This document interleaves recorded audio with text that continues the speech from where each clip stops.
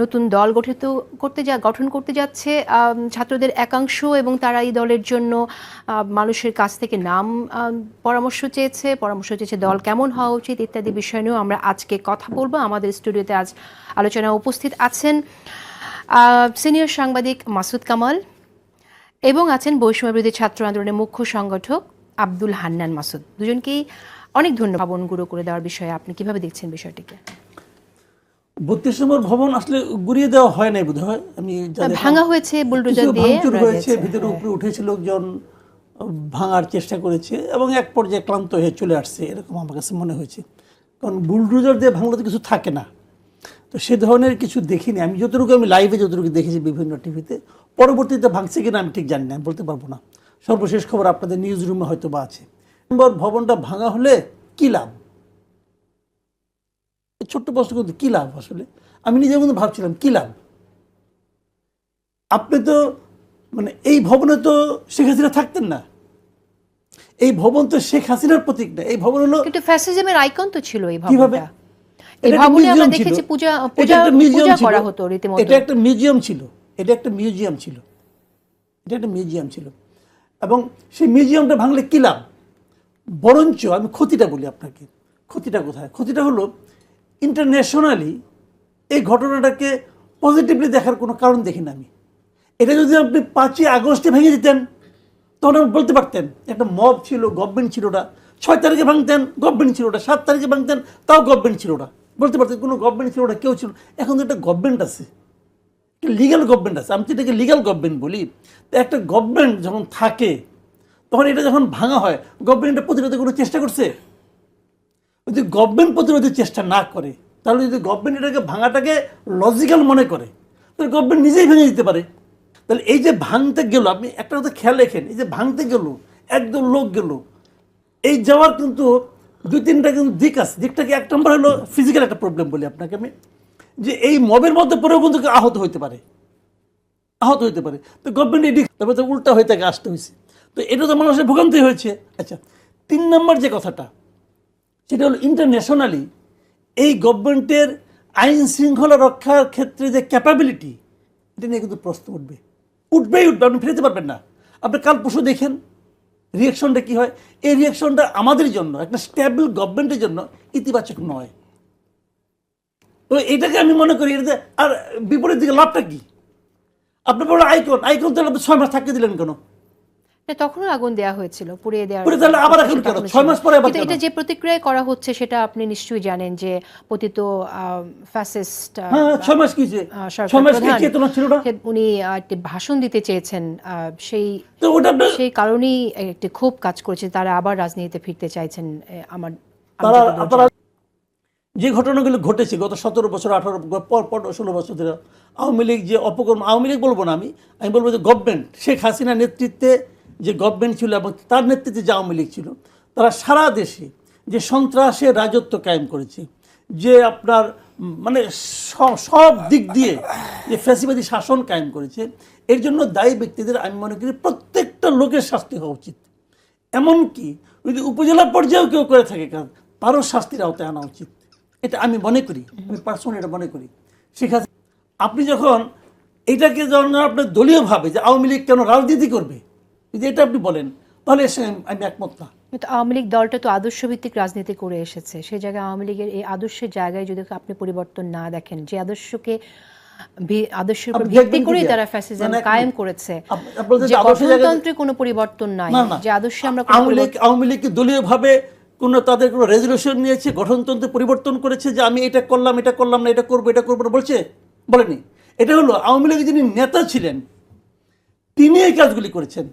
দেখেন, আমি একটা কথা বলি, এই যে আমাদের একটা সংবিধান ছিল, নিয়ে গেছে না? তার মানে উনি এই দেশটাকে ওনার দেশটাকে ওনার প্রত্যেক সম্পত্তির মতো ব্যবহার করেছে, গাইড জোরে করেছে। সংবিধানের জোরে একটা আছে, সংবিধান তাকে প্রশ্ন করার জায়গা দেয় নাই, এটার জায়গাটা আছে, অস্বীকার করবো না আমি। কিন্তু উনি তো তাও দিনে লেখা নাই, কিন্তু উনি ওটা নিজের মানে ব্যক্তিগত যে স্বৈরাচারী মনোভাব, তার কারণে এটা করেছেন। তো আপনি যদি মনে করেন যে আওয়ামী লীগ দলটা ইটসেলফ স্বৈরাচারী, আওয়ামী লীগ দলটা, তো দলটাকে নিষিদ্ধ করে দেন। নিষিদ্ধ করেন না কেন?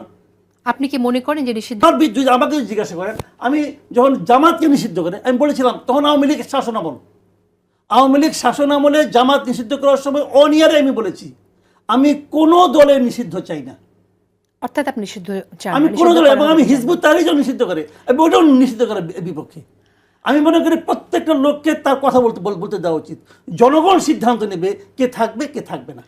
ধন্যবাদ আপনাকে। আমার বাড়িতে ভেঙে দেওয়ার বিষয়ে যেটা আমাদের মাসুদ কামাল বললেন যে ইন্টারন্যাশনাল এটা একটা ভুল বার্তা দেবে, যে সরকার যদি এটা ভেঙে দেওয়া মনে করে যে ভেঙে দেওয়া উচিত ভবনটি, তাহলে সরকার চাইলেও করতে পারে না, আবার মানুষ চাইলে সরকার সব জায়গায় বাধা দিতে পারে না। আপনার একটা জিনিস আমি একটা উদাহরণ দিব। আজকে যখন হচ্ছে আমি অফিস থেকে বের হচ্ছিলাম, রাস্তায় আমি একটা জটলায় দেখলাম, সেখানে আমার পরিচিত একটা ছোটো ভাইকে দেখছি, জানাশোনা। সে হচ্ছে ইন্টার ফার্স্ট ইয়ারে পড়ে ধানমন্ডি আইডিয়াল কলেজে। তো বলতেছিলাম কোথায় যাচ্ছ, বলতেছে 32 নম্বরে ভাঙতে যাচ্ছি। তো বললাম এটা তো আগুনেই পোড়া, কেন যাচ্ছ? শেখ হাসিনা ওখানে থাইকা যতবার আমার দেশের মানুষকে জ্বালা যন্ত্রণা দিতে চাইবে ততবার যাই ওখানে ভাঙবো, একটা কঙ্কর থাকলেও সেটাও ভাঙবো। কিন্তু এটা ফার্স্ট ইয়ারের একটা ছেলের অনুভূতির কথা, সে কি চিন্তা করতেছে?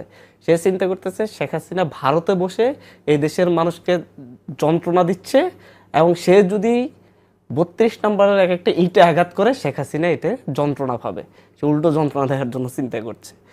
তো যখন আপনি বাংলাদেশের তরুণ প্রজন্ম, মানে হচ্ছে আপনার 16 থেকে 45 বছর বয়সের যে জনসংখ্যা, এটা প্রায় হচ্ছে 65-65% মতো।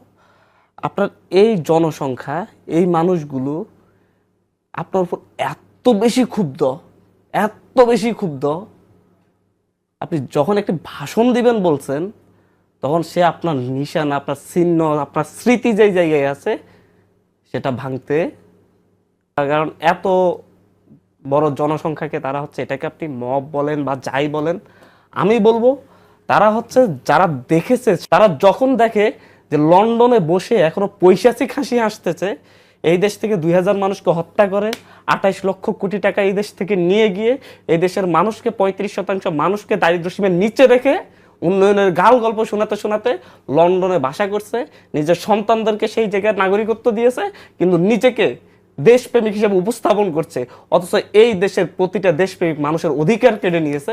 এবং এত কিছু করার পরও আবার ভাবছে একটু হোক, লজ্জাবোধ থেকে হোক, একটু হোক তার মধ্যে অনুতাপ থাকবে। কিন্তু দেখা যাচ্ছে যে অনুতাপের চাইতে অহংকার বেশি।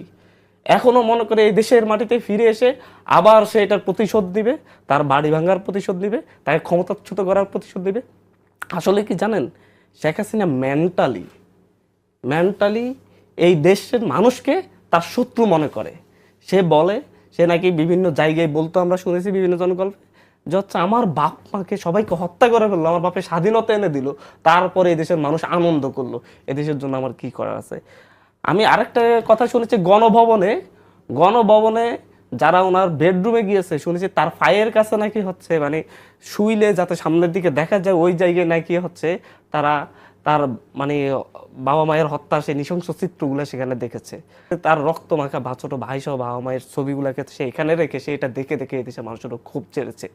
সুতরাং এই জায়গায় বসে এই দেশের এই তরুণ প্রজন্ম তাকে শিক্ষা দিচ্ছে, আমি জাস্ট এটা মনে করছি। শেখ পরিবারের নামে, শেখ পরিবার যে 27টা এমপি ছিল বাংলাদেশের 300 এমপির মধ্যে, তাদের প্রতিশোধ নিচ্ছে। আমি মনে করি কিছু জায়গায় প্রতিশোধ নেওয়া